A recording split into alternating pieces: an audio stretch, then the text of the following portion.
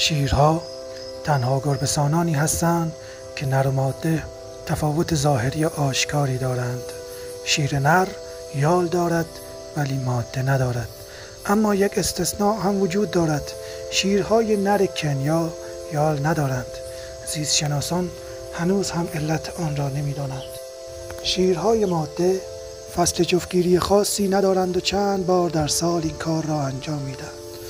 ماده‌های یک گروه جفتگیری خود را با هم هماهنگ می‌کنند تا بچه‌های همسن داشته باشند و وظایفشان تقسیم شود.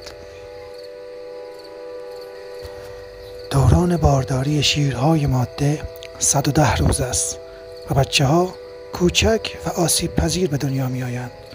پس از تولد توله‌ها برای مدتی قادر به دیدن نخواهند بود و بنابراین نیاز به توجه و مراقبت مادر خود دارند. فقط زمانی که توله‌ها بتوانند راه بروند و ببینند با گله‌ها آشنا می‌شوند. تا آن زمان مادر به طور کامل از آنها مراقبت می‌کند.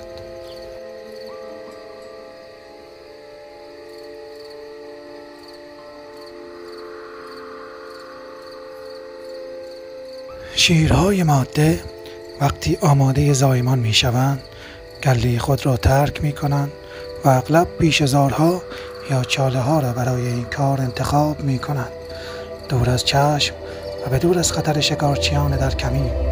شاید به همین دلیل است که حتی برای کسانی که بیشتر عمر خود را در جمع این موجودات باشکوه می‌گذرانند دیدن چنین لحظه‌ای بسیار نادر است.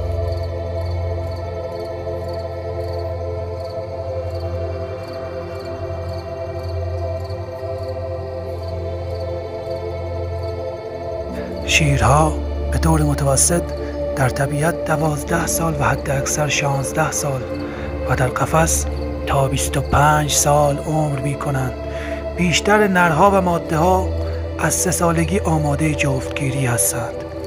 شیرهای ماده 110 روز یا همان 4 ماه تقریباً باردارند و در هر زایمان 2 تا 3 بچه به دنیا می آورند.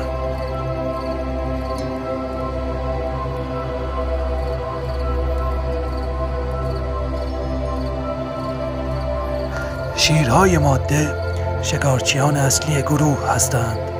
آنها به صورت گروهی عمل می کنند و طعمه‌های مختلف را شکار می کنند. نرها از قلمروی گروه حفاظت کرده و از آن در برابر نرهای جوانی که به دنبال تصرف منطقه و گروه هستند دفاع می کنند.